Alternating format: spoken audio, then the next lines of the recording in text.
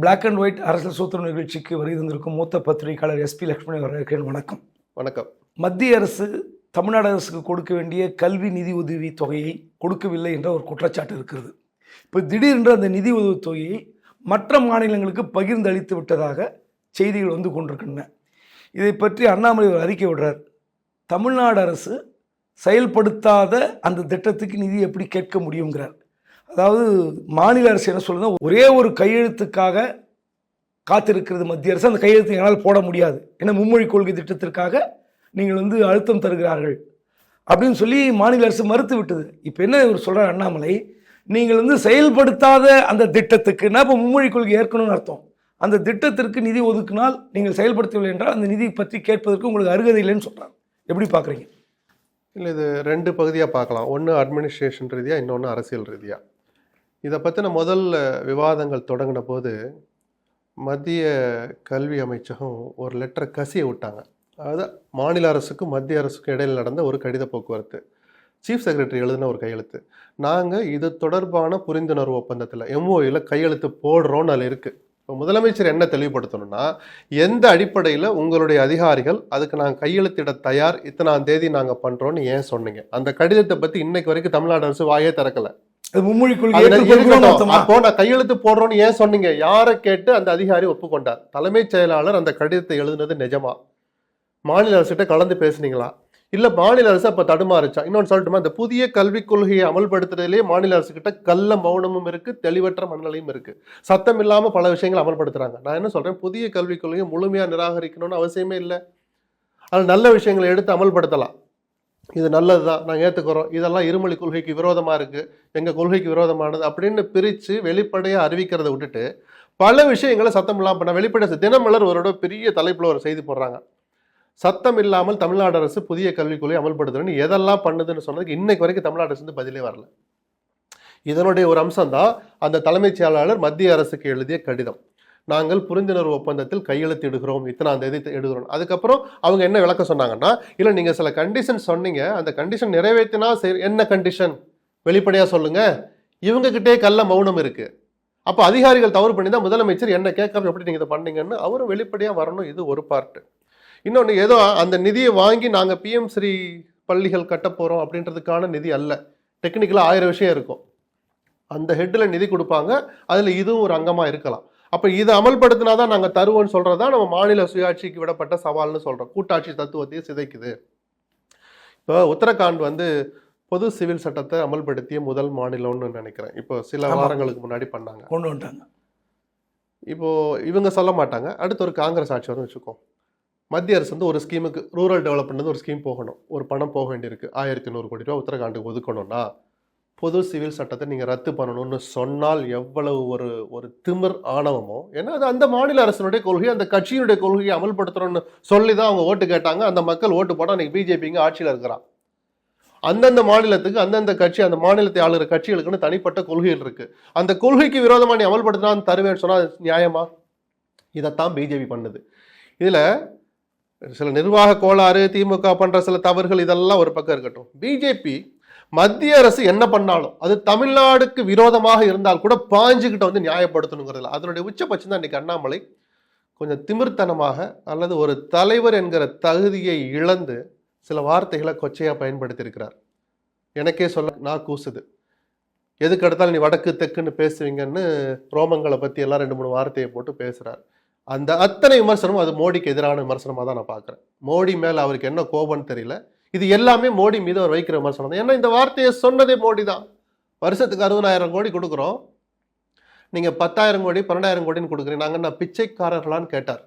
So அவர் சொன்ன அத்தனை கொச்சையான வார்த்தையும் பிரதமர் மோடியை நோக்கி தான் போகணும். அப்போ நீங்கள் ஆட்சியில் அல்லது மாநிலத்தில் இருந்தால் ஒரு பேச்சு, மத்தியில் இருந்துக்கிட்டா ஒரு பேச்சாங்கிறது வருமா இல்லையா? அப்போ என்ன அதனுடைய ஒரு விளைவு தான். ஒரு பட்டியல் நேற்று சமூக வலைதளங்களில் வந்துச்சு. இந்த ஸ்கீமுக்கெல்லாம் நாங்கள் பணம் கொடுக்குறோம், இது மத்திய அரசு கொடுக்கல, இது எல்லாம் உலக வங்கியில அல்லது சர்வதேச அளவில் இருக்கிற நிதியங்கள் இருக்கு இல்லையா, கடன் கொடுக்கிற நிறுவனங்கள், அதுல மாநில அரசு நேரடியாக கடன் வாங்கினதுல வந்த திட்டங்கள் அது. அதில் சென்ட்ரல் கவர்மெண்ட் ஒரு நோடல் ஏஜென்சி தான், ஒரு கேரண்டி கொடுப்பாங்க. ஆமா, தமிழ்நாடு எங்கள் இந்திய அரசாங்கத்தின் ஒரு மாநிலம் தான் அப்படிங்கிற மாதிரி ஒரு கலோக்கியெல்லாம் நான் சொல்றேன். ஒரு உருவம் இல்லாத ஒரு கேரண்டி கொடுக்கறது மட்டும்தான் மத்திய அரசு. அவர்கள் கொடுக்கிற நிதி அல்ல. அந்த கடனை கட்ட வேண்டியது மாநில அரசு தான். அதனாலதான் இத்தனை பெர்சன்டேஜுக்குள்ள நீங்க கடன் வாங்கணும்னு சொல்லுவாங்க இல்லையா, அதன் அளவுக்குள்ள வாங்கின கடன்கள்ல செயல்படுத்துற திட்டத்தை மத்திய அரசு செயல்படுத்த திட்டம்னு ஒரு பச்சை பொய்ய சொல்லியாவது தமிழ்நாட்டுக்கு துரோகம் பண்ணணும், பிஜேபியை காப்பாற்றணும். இந்த எண்ணம் தமிழ்நாட்டு பிஜேபி தலைவர்கள்ட்ட மாறாத வரைக்கும் இங்க துளி கூட அந்த கட்சி வளராது, வளரவும் கூடாது. மீதி எல்லாமே அரசியல் தான். இப்போ டெல்லி சட்டசபை தேர்தலில் பாஜக 27 ஆண்டுகள் கழித்து ஆட்சி பிடித்து விட்டது. இப்போ அடுத்து தமிழ்நாடு தான் பாக்கி, கேரளா தான் பாக்கி. இன்னும் ஊடுருவாத மாநிலங்கள் 2 தான். தமிழ்நாட்டுக்கும் இந்த நிலைமை விரைவில் வந்துவிடும் என்ற அச்சம் எழுந்து கொண்டிருக்கு. காரணம் திருப்பரங்குன்றம் விவகாரம். இப்போ திருப்பரங்குன்றம் விவகாரத்தில் ஒரு தமிழ்நாடு அரசு அதிகாரி ஒரு வாய்மொழி உத்தரவு போட்டதாக வந்த பிரச்சனை தான் இன்றைக்கி இவ்வளோ தூரம் வெடிச்சிருக்கு. ஒன்று. அப்புறம் நேற்று இந்த கோயிலில் தட்டில் விழுகிற காணிக்கை உண்டிகளை தான் போடணும், அது அர்ச்சகருக்கு அல்லன்னு ஒரு சுற்றறிக்கை வெளியிட்டதாக மதுரை கோயில் ஒரு அறங்காவலர் செயலர் போட்ட ஒரு சுற்றறிக்கை பெரிய பிரச்சனையாச்சு. இன்றைக்கி அந்த சுற்றறிக்கை வாபஸ் பெறப்பட்டிருக்கிறது. அப்போ தமிழ்நாட்டில் இந்த அதிகாரிகள் தான் தோன்றித்தனமாக உத்தரவு போடுகிற அளவில் இருக்கிறார்களா, அல்லது இந்த திமுக ஆட்சியாளர்கள் அதை கட்டுப்படுத்த தவறுகிறார்களா? இல்லை, பல துறைகளில் அதிகாரிகளுடைய ராஜ்யம் தான் நடக்குது. நான் இப்போ ஆட்சி வந்த 6வது மாதத்துலேருந்து நான் அந்த வார்த்தையை சொல்கிறேன். அதிகாரிகளுடைய கட்டுப்பாட்டுக்குள் முதல்வர் போய்விட்டார்னே சொன்னேன். அது முதலமைச்சரின் செயலாளர்கள் கட்டுப்பாட்டுக்குள்ள முதலமைச்சர் போயிட்டாலே அது ஒட்டுமொத்த அரசாங்கம் அதிகாரிகள் கைக்குள்ளே போன மாதிரி தான். அது அவரால் மீட்டெடுக்கவே முடியல இன்னைக்கு வரைக்கும். யாரோ ஒரு ஈஓ செய்கிற தப்பு, ஒரு டிசி, ஒரு துணை ஆணையர் அல்லது இணை ஆணையர் செய்கிற தப்பு, அல்லது ஒரு உதவி ஆணையர் செய்கிற தப்பை ஒட்டுமொத்தமாக அரசாங்கத்து மேலே சுமத்த முடியாது தான். ஆனால் அந்த துணிச்சலை யார் தர்றது? நீங்கள் டெல்லி ஆரம்பிச்சனால சொல்கிறேன், டெல்லியில் அவர்கள் ஆட்சியை பிடிச்சதுக்கும் தமிழ்நாட்டிலும் கேரளா ஆட்சியை பிடிக்க முயற்சிப்பதற்கும் பெரிய வித்தியாசம் இருக்குது. டெல்லியில் அவங்க ஏற்கனவே ஆட்சியில் இருந்து ஆட்சி பொறுப்பை இழந்தவங்க. இங்கே என்ன கால் ஒன்றவே முடியல. நான் இந்த கொஞ்ச நேரம் முன்னாடி சொன்ன மாதிரி இந்த லட்சணத்தில் பிஜேபி இங்கே கருத்துக்களை சொல்லிக்கிட்டு இருந்தா இந்த ஜென்மத்தில் அதை பற்றி அவங்க நினச்சி கூட பார்க்க முடியாது. அதனால் அப்படியெல்லாம் நீங்கள் ஒன்றும் பயப்பட வேண்டாம். ஏன்னா திருப்பரங்குன்ற விஷயம் வச்சு ஆட்சிக்கு வந்துடுவாங்க, மக்கள் ஒரு துளி கூட மதிக்க மாட்டான் பிஜேபியை. நான் ஒன்று சொல்லட்டுமா, திமுகவே இங்கே தப்பு செய்யுது. இந்துக்களை பற்றி பேசினா அது பிஜேபி வளர்றதா முதல்ல இவங்களே ஒரு தப்பான கணக்கை போடுறாங்க. இந்துக்களுக்கும் பிஜேபிக்கு என்ன சம்பந்தம்? இந்துக்களுக்கு அந்த தெளிவான பார்வை. இந்துக்களை வச்சு அவங்க அரசியல் பண்ணலாம். பிஜேபி அரசியலின் பின்னால் இந்துக்கள் ஒருபோதும் போறதில்லை. அவங்க மோடியினுடைய சாதனைகளை, மோடியினுடைய துணிச்சலை, பிஜேபியினுடைய கொள்கைகளை பிடிச்சு பிஜேபிக்கு ஓட்டு போடுவாங்களே தவிர நான் இந்து என்பதற்காக ஓட்டு போடுறேன்னு சொன்னா அது வெறும் சொற்பந்தான். ஆனால் அந்த சொற்பமான எண்ணிக்கையை அதிகப்படுத்துற வேலை தான் திமுக தோழமை கட்சிகள் செய்யறாங்களோன்னு தோணுது எனக்கு. அதாவது ஒரு விவகாரம் வருது, ஒரு முஸ்லிம்களுக்கும் இந்துக்களுக்குமான ஒரு பிரச்சனை வருதுன்னா இந்துக்கள் சம்பந்தமாக சில நியாயங்களை சொல்லிட்டா அது பிஜேபிக்கு ஆதரவா போயிடுமோன்னு நினைச்சே இந்த பிரச்சனையை அணுகிறாங்க. அது தவறு. எது நியாயமோ எது நிஜமோ அதை துணிச்சலா சொல்லணும். இந்துக்களை ஆதரிப்பது பிஜேபியை ஆதரிப்பதாக ஆகாது. இந்த தெளிவுக்கு முதல்ல திமுக வரணும்.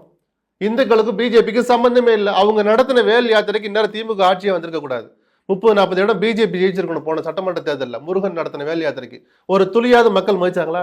6 படை வீட்டில் ஒரு வீடா ஜெயிச்சில? வேல் யாத்திரைக்கு மரியாதை இருந்ததா? 3 இடமா பாதிக்கு பாதி 6 படையில 3 வீடா ஜெயிச்சிருக்கணும்ல. எங்க ஜெயிச்சிங்க? ராஜன் செல்லப்பா அங்க எப்படி ஜெயிச்சாரு? ராஜன் செல்லப்பா என்கிற ஒரு தனி மனிதர் இரட்டை இலை பலத்துல தான் ஜெயிச்சார், பிஜேபியினுடைய துணையால் அல்ல. சொல்றது புரியுதுங்களா? அப்ப நீங்க மக்கள் எப்படி பாக்குறாங்கிறத முதல்ல ஸ்டாலின் புரிஞ்சுக்கணும். இந்து மக்கள் அவருடைய ஆன்மீக நம்பிக்கை, இறை நம்பிக்கை இது வேற, பிஜேபிங்கிறது வேற. அங்கே நவாஸ்கனி போய் நியாயமான கருத்துக்களை சொன்னால் கூட அப்படி ஆட்டோ தோல்ல போட்டுக்கிட்டு அல்லது பிரியாணி சாப்பிட்ற மாதிரி போட்டோவை ஃபேஸ்புக்கில் போடுற அளவுக்கு ஒரு அனுமதிச்சது ஏன்? நவாஸ்கனி போகாதீங்க, உள்ளூர் பாய்கள் போய்கிட்டு இருக்கான், கலோக்கியலா பேசுங்க. அவங்களுக்குள்ள எந்த பிரச்சனையும் இல்லை. இன்னைக்கு போற பத்திரிகையாளர்கிட்ட போற 2 பேரும் கதறாங்க, எங்களுக்குள்ள ஒரு பிரச்சனையும் இல்லைங்க, வெளியாட்கள் தான் தகராறு பண்றாங்க. அதுல முஸ்லீமும் அடக்கம், இந்துக்களும் அடக்கம். இப்போ அந்த இடத்துல இந்துக்கள்லாம் யாரு? பிஜேபி.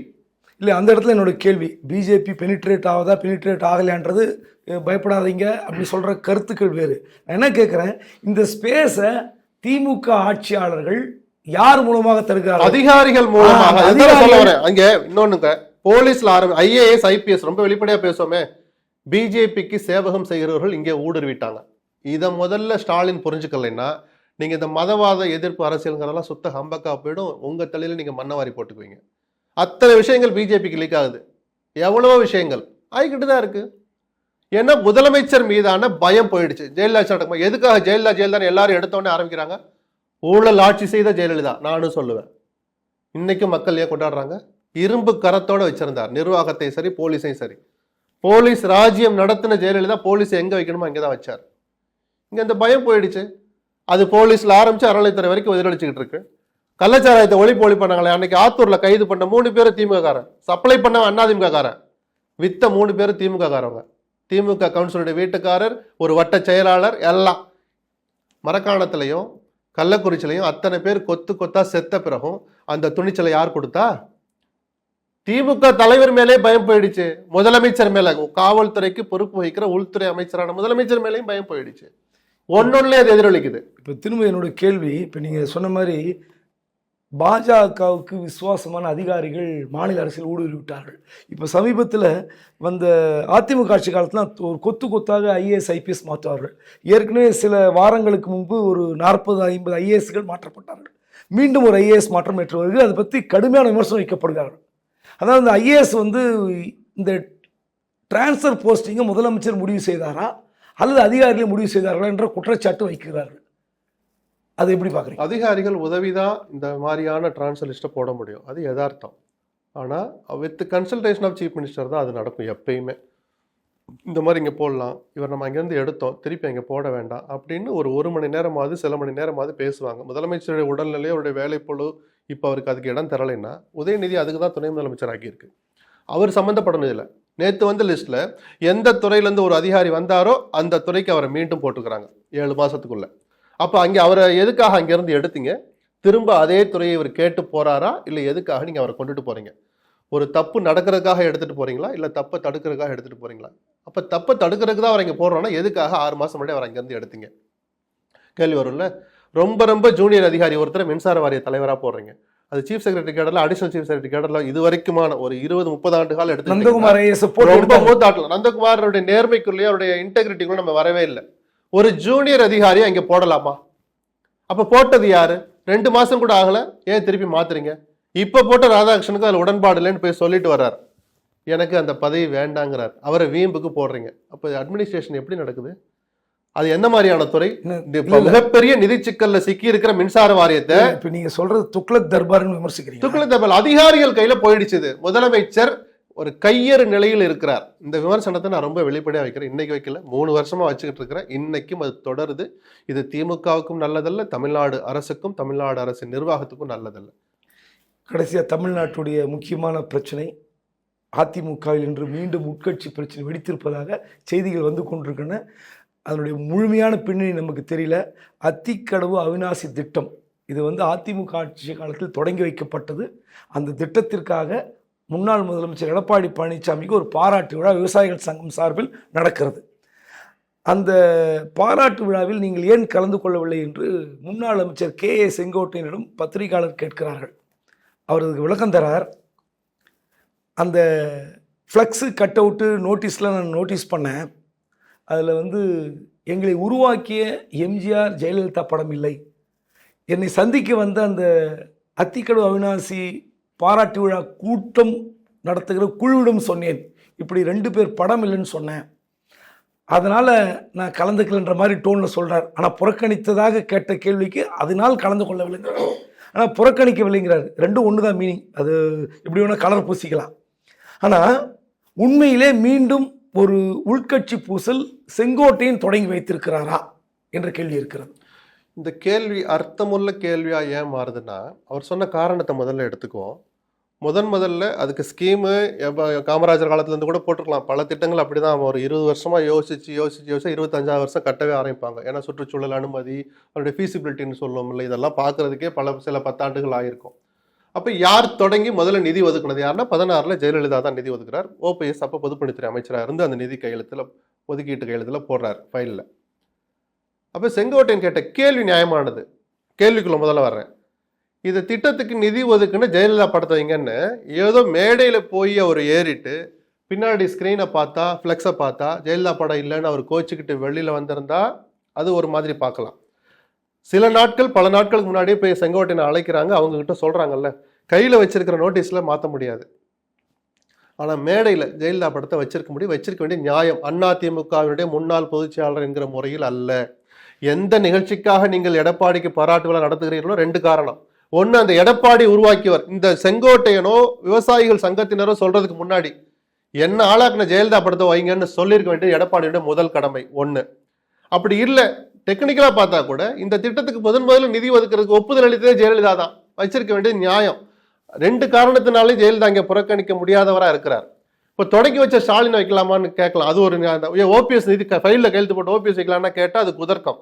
ஏன்னா கட்சிக்கு சம்பந்தம் இல்லாத ஓபிஎஸ் படத்தை வைக்க முடியாது, அதிமுக காரங்க நடக்கிற பாராட்டுல ஸ்டாலின் படத்தை வைக்க முடியாது. அந்த யதார்த்தத்தை நம்மளால புரிஞ்சுக்க முடியாது. ஆனால் ஜெயலலிதா யார்? அதனாலதான் சொன்னேன், செங்கோட்டையனுடைய காரணம், அவருடைய புறக்கணிப்பு காரணம் நான் பின்னாடி வர்றேன். அவர் எடுத்துக்கொண்ட அந்த விஷயம் நியாயமான விஷயம், யாருமே அதை நியாயப்படுத்தவே முடியாது. இல்லைங்க எடப்பாடி பண்ணது சரிதான், ஜெயலலிதா படத்தை வைக்காத சிறந்து யாராவது ஒரு முன்னாள் அமைச்சர் சொல்ல முடியுமா? எப்படிலாம் பூசி மொழி பதில் வரப்போது பாருங்க. இன்னைக்கு டிவியில் எல்லாரையும் பேட்டி கேட்குறாங்க, நாங்கள் தலைமையிட்ட பேசிட்டு சொல்கிறோன்னு தான் எல்லாரும் ஃபோனை வைக்கிறாங்க, அது லைவ்லேயே சொல்கிறாங்க. புரியுதுங்களா? ஏன் அப்போ எடப்பாடி என்ன சொல்கிறார், இது எப்படி அணுகிறதுன்னு அவங்களுக்கு ஒரு தயக்கம் இருக்குல்ல. அவன் நியாயம் இருந்திருந்தா டக்குன்னு கேட்டவுடனே பதில் சொல்லியிருக்க முடியல, இல்லை இதனால தான் வைக்கலன்னு சொல்ல முடியலை. அப்போ செங்கோட்டையன் எடுத்த அந்த பாயிண்ட் கரெக்டான பாயிண்ட். ஆனால் இப்படியெல்லாம் புறக்கணிச்சுட்டா அந்த புறக்கணிப்புக்கான காரணத்தை பத்திரிகையாளரிடம் பேசுகிற வழக்கம் செங்கோட்டையனிடம் கடந்த காலங்களில் இல்லவே இல்லை. அவருடைய கேரக்டரும் அது இல்லை. அப்போ இல்லாத கேரக்டர் இப்போ வெளியில் வந்து அதை வெளிப்படையாக சொல்லணும், ஒருத்தர்கிட்ட இல்லை கேட்குறவங்க கிட்டலாம் சொல்லணும்னு செங்கோட்டையன் முடிவெடுக்கிறாருன்னா வேறு ஏதோ நடக்குது, அதான் ஒரு சந்தேகம் வருது. இல்லை, அதான் நான் கேட்க வந்தேன். எதையுமே வெளிப்படையாக சொல்லாத செங்கோட்டையன் முதல் முறையாக ஒரு வலிமையான காரணத்தை எடுத்ததாக வைத்துக்கொள்ளும். ஜெயலலிதா படத்தை போடலன்னு சொன்ன பிறகு அந்த கட்சியில் யாருமே இதுக்கு மறுத்து பேச மாட்டாங்க. இது நீங்கள் மழுப்புனாலும் சிக்கல் தான். என்னோட கேள்வி, ஏற்கனவே எடப்பாடிக்கு எதிராக ஏதோ ஒரு சக்தி, மறைமுக சக்தி அதிமுக உடைக்க வேண்டும் என்று கங்கணம் கட்டிக்கொண்டு வேலை செய்வதாக அவரே சொல்கிறார். அதுக்கு ஊடகங்கள்லாம் துணை போகாதீங்கன்னு எடப்பாடியை பலமுறை கோரிக்கை வச்சார். அப்படி இருக்கும்போது செங்கோட்டையனை யாரோ ஒரு சக்தி மீண்டும் இயக்க தொடங்கி இருக்கிறது, இதுவரை எடுத்த நபர்களை மாற்றி. ஏனென்றால் நீங்கள் ஜெயலலிதா இறப்புக்கு பிறகு அந்த அதிமுகவில் ஒரு நாடறிந்த முகம் கே செங்கோட்டையன். அவர் தான் அந்த இடத்துக்கு வந்திருக்க வேண்டும் என்று எழுதப்பட்டது, பேசப்பட்டது. ஆனால் தவிர்க்க முடியாத காரணத்தால் எடப்பாடி பழனிசாமி வந்தார். அப்போ மீண்டும் செங்கோட்டையனை முன்னிறுத்தி ஏதோ ஒரு சக்தி வேலை செய்கிறது. அது எந்த சக்தி? செங்கோட்டையனை மட்டும் இல்லை, இந்த 6 பேர் போய் எடப்பாடி செஞ்சான்னு ஒரு தகவல் இருக்குல்ல, ஒரு 6 மாதம் 7 மாதம் முன்னாடி, அது எந்த சக்தியும் தூண்டலையே. அதிமுக இந்த கதியில் போய்கிட்டு இருக்கு, நம்ம கட்சி அழிய போகுது, அதை தடுத்து நிறுத்துங்கன்னு தான் போனாங்க. அந்த 6 பேரும் சொன்ன முதல் வார்த்தையை, ஆனால் நம்ம 2026 நீங்கள் திரும்ப முதலமைச்சர் ஆகணும்னா கட்சி ஸ்ட்ராங்காக இருக்கணும்னு சொன்னாங்க. எங்கள் 6 பேரில் ஒருத்தர் முதலமைச்சர் ஆகணும்னு அவங்க போய் கேட்கல. யாரோ ஒரு சக்தி, சசிகலா, தினகரன், ஓபிஎஸ் முதலமைச்சராக்கல்ல, நீங்கள் முதலமைச்சர் ஆகணும்னா டெல்டாலையும் சவுத்துலையும் கட்சி காணாமல் போயிடுச்சுன்னா அது சரிப்படுத்தணும்னு போய் சொன்னாங்க. எடப்பாடி கேட்கல. அப்போ அங்கே எல்லாம் சக்தி இருந்ததா நான் பார்க்கல, தன்னெழுச்சியாக தான் போனாங்க. எங்களையெல்லாம் ஏன் கூட்டிகிட்டு போகலன்னு வேறு சில முன்னாள் அமைச்சர்கள் கேட்ட கதையும் உண்டு, அதெல்லாம் தனியாக இருக்கட்டும். ஏன்னா இன்னைக்கு மறுப்பாங்க, நாளைக்கு ஒத்துக்குவாங்க. இந்த சந்திப்பே நடக்கலைன்னு எடப்பாடி சொன்னாரா? நாங்கள் போய் சந்திச்சோன்னு சொன்ன செங்கோட்டையனுக்கு இன்னைக்கு வரைக்கும் எடப்பாடி மறுப்பு சொல்ல முடியாது. அதுதான் நான் சொன்னேன், எடப்பாடி எதுக்கு அவங்க நான் ஒரு கட்சியோட தலைமை பொறுப்பில் இருக்கிறேன், எனக்கு கீழே இருக்கிற தளபதிகள் என்ன எந்த நேரம் வந்து பார்ப்பாங்க, ஆமா கட்சி வளர்ச்சி குறித்து பேசினோம், ஒத்துட்டு போயிருக்கலாம்ல. அது தன்னம்பிக்கையற்ற ஒரு தன்மை, தலைமைக்கு தேவையில்லாத, அதாவது அவசியம் இல்லாத, பிரயோஜனப்படாத குணம். அது ஒரு பக்கம் இருக்கட்டும். இப்போ செங்கோட்டையனை இயக்குவது யாருன்னா மிக நிச்சயமா பிஜேபியா இருக்கும். நான் தான் சொன்னேன், பழைய காலத்துல பாவம் பண்ண பிஜேபி ஒரு பரிகாரம் பண்ணா அதுல தப்பு இல்லைன்னு நான் தொடர்ந்து சொல்லிக்கிட்டு இருக்கிறேன். அதிமுக உடைப்பதற்கு அல்ல. சரிதானா? தினகரன் 1 மாசம் 1.5 மாசம் முன்னாடி டெல்லி போயிட்டு வந்தார். அங்கே போய் யாரை பார்த்தார் என்னெல்லாம் நமக்கு தெரியாது. வந்துட்டு ஹிந்து தமிழுக்கு ஒரு பேட்டி கொடுக்குறார். அதிமுக என்டிஏக்கு வரணும், இந்த கூட்டணிக்கு வரணும், எடப்பாடி தலைமையில் வந்தாலும் சரி, இல்லை எடப்பாடியை ஒதுக்கி வைத்து விட்டு அந்த கட்சி வருகிறதா என்பதை அந்த 2ஆம் கட்ட தலைவர்கள் முடிவு செய்யணும்னாரு. இந்த வார்த்தைக்கு பின்னாடி ஏதோ இருக்கிறதா நான் அப்பயும் ஒரு சில பேட்டியில் சொன்னேன். இப்போ செங்கோட்டையன் அதை வெளிப்படுத்த தொடங்கி இருக்கிறாரோங்கிற அந்த சந்தேகம் எனக்கு இருக்கு. அதாவது அதிமுகவை ஒற்றுமைப்படுத்த நீங்கள் முயற்சி எடுங்க, அல்லது நாங்கள் எடுக்கிற முயற்சி நீங்கள் ஒத்துழைங்க எடப்பாடி கிட்ட சொல்கிறாங்க. அப்படி ஒத்து வரலையா, எடப்பாடி ஏதாவது கையை ஒரு கிராம் ட்விஸ்டிங் வேலையை பண்ணி அவரை கொஞ்சம் தள்ளி வைக்கிறது அல்லது அவரை கொஞ்சம் சங்கடப்படுத்துகிற வேலையை பிஜேபி தொடங்கி இருக்குதோ அப்படிங்கிற ஒரு சந்தேகம் எனக்கு இருக்கு. இல்லை, கடைசியில் 2 கேள்வி வைக்கிறேன். மீண்டும் மீண்டும் பாஜகவுடன் போய் சிக்கி கொண்டு அதிமுகவை அழிக்கக்கூடாது என்று எடப்பாடி நினைக்கலாம். ஒன்று. நீங்கள் இப்போ டிடி ஆசைப்பட்டதுக்காக என்டிஏல போய் சேரணும் அவசியம் கிடையாது. ஏனென்றால் ஏற்கனவே என்டிஏவோடு இருக்கும்போது பட்ட கஷ்டங்கள், அடைந்த துன்பங்கள் நிறைய இருக்குது. எனக்கு என்னென்னா, வலிமையான கூட்டணி அமைக்கிறேன்னு சொல்லிட்டார் எடப்பாடி. நான் திமுக வீழ்த்துவதற்கு என்னிடம் வலிமையான திட்டங்கள் இருக்குன்னு சொல்லிட்டாரு. அப்போது நான் என்ன கேட்குறேன், பாஜக அல்லாத ஒரு வலிமையான கூட்டணி எடப்பாடி அமைப்பார். இதற்குள் ஏன் இப்படி பாஜக இப்படி ஒரு மூவ் பண்ணுது? அப்படி வலிமையான இந்த கேள்வி முதல்ல முடிச்சிடறேன். வலிமையான கூட்டணி அமைக்கிறீங்கன்னா அதிமுக முதல்ல வலிமையா இருக்கணும், அப்பதான் நம்பி வருவாங்க. தேமுதிக தவிர வேற எந்த கட்சி ஏன் சீர்தூக்கி பார்க்கல, சீண்ட கூட இல்லை ஏன் நாடாளுமன்ற தேர்தல்? இப்போ மெகா கூட்டணி அமைப்போன்னு இதே எடப்பாடி சொன்னார். இப்ப நீங்க சொல்ற வார்த்தையை நாடாளுமன்ற தேர்தலில் 4 மாசம் முன்னாடி சொன்னார். பிஜேபி விட்டு வெளியில வந்த உடனே சொன்னார். அமைக்க முடிஞ்சதா? அதே தான் இவங்களும் சொல்றாங்க. இந்த தடவை அமைக்க முடியாது. அதிமுக பலமா இருந்தாதான் நீங்க கொடுக்குற சீட்ல கொடுக்குற இடத்துல நீங்க இருப்பீங்க.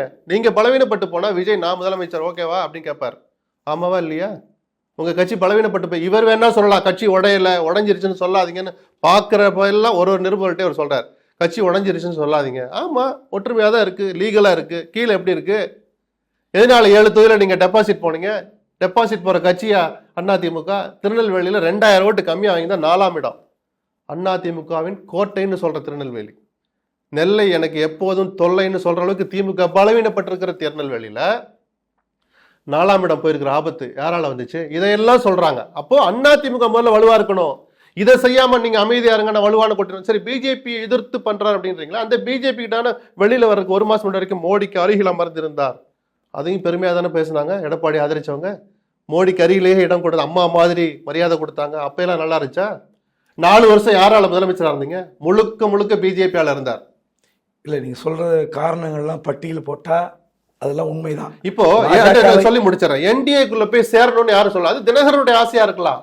என்டிஏக்குள்ள வரணும்னு எங்களுக்கு அவசியம் சொல்ற உரிமை அதிமுக இருக்கு. அந்த அதிமுகவை ஒழுங்கா வச்சிருங்கன்னு சொல்ற உரிமை 2ஆம் கட்ட தலைவர்களுக்கு இருக்கு. என்னன்னா, தனித்தனியா யாருக்கும் துணிச்சல் இல்லை. செங்கோட்டையன் இன்னைக்கு ஒரு முதல் புள்ளியை வச்சிருக்கிறான்னு நினைக்கிறேன். எப்படி போகுதுன்னு பார்ப்போம். இல்லை, இப்போ அதுதான் என்னோட கேள்வி. வலிமையான கூட்டணி அமைப்பாரா இல்லையான்றது போக போக தெரியும்.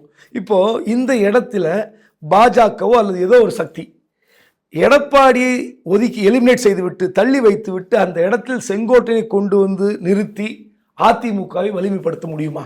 இந்த கேள்விக்கு நாம ஏன் பதில் சொல்ல முடியும்? நம்ம ஏன் கவலைப்படணும்? அந்த அதிமுகவை 5 வருஷமா கையில உருட்டி மிரட்டி பண்ணதெல்லாம் ஓபிஎஸ் தான் முதல்ல தொடங்கி வச்சார். எடப்பாடி போய் அடுத்த தட்டத்தை கையில கொடுத்தார். எங்களை கட்டுப்படுத்துங்கன்னு போய் அந்த சாவியை கையில கொடுத்ததே ஓபிஎஸ் எடப்பாடியும் தான். அதை இன்னைக்கு வரைக்கும் மீட்க முடியல. மறைமுகமா சில வேலைகள் நடந்துகிட்டு தான் இருக்கு. ஒவ்வொரு முறை தங்கமணி வேலுமணி எத்தனை முறை டெல்லி போனாங்க ஞாபகம் இருக்கா? அவர்கள் ஆட்சியில் இருந்த போது, எடப்பாடி முதலமைச்சராக இருந்த போது தங்கமணியும் வேலுமணியும் எத்தனை முறை டெல்லிக்கு போனாங்கன்னு உங்களுக்கும் தெரியும், எனக்கும் தெரியும், ஒட்டுமொத்த உலகத்துக்கும் தெரியும். ஒரு நாள் கூட காரணம் வெளியே வந்திருக்காரு. அனுப்பியது எடப்பாடி. எதுக்காக சொல்லுங்க? அப்ப பிஜேபி இணைச்சிச்சா? சொல்லுங்க சார். எல்லாமே அரசியல் தான், எல்லாமே அரசியல் தான். இப்பவும் கூட பிஜேபியை சேர்த்துக்கங்கன்னு எந்த அதிமுக காரனும் சொல்லல. நல்லா கவனிங்க. பிஜேபியோட கூட்டணி வைங்கன்னு எந்த அதிமுக காரனும் சொல்லல. ஒரு கருத்து சொல்றேன்.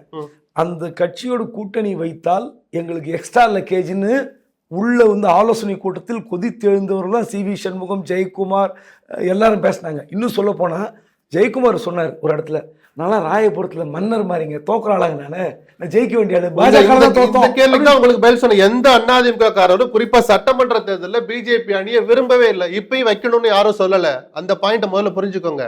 அதிமுக ஒற்றுமைக்கு நீங்க ஒத்துழைக்க மாட்டீங்கன்னு தான் எடப்பாடி மேல பாயிறாங்க. எல்லாம் வெளிப்படையா பாயிறதுக்கு துணிச்சல் இல்லை. அதனாலதான் 6 பேர் சேர்ந்து போனாங்க. அதையும் கொஞ்சம் அடக்க நினைச்சார், அதை அடக்க முடியல. சொல்ல பிஜேபிக்கு இதுக்கு சம்மந்தம், அவங்க பின்னாடி இருந்து இயக்குறாங்கன்னு தான் சொன்னேன்.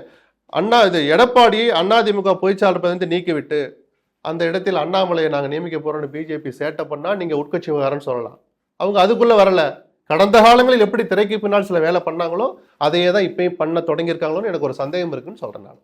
பாஜக வந்து பரிகாரம் செய்கிறதா அல்லது பழி தீர்க்க போகிறதா எனக்கு தெரியல. நடக்க போகிற காட்சிகளை பொறுத்திருந்து பார்ப்போம். அரங்கத்திற்கு வந்து பல்வேறு கருத்துக்களை தெரிவித்த உங்களுக்கு நன்றி.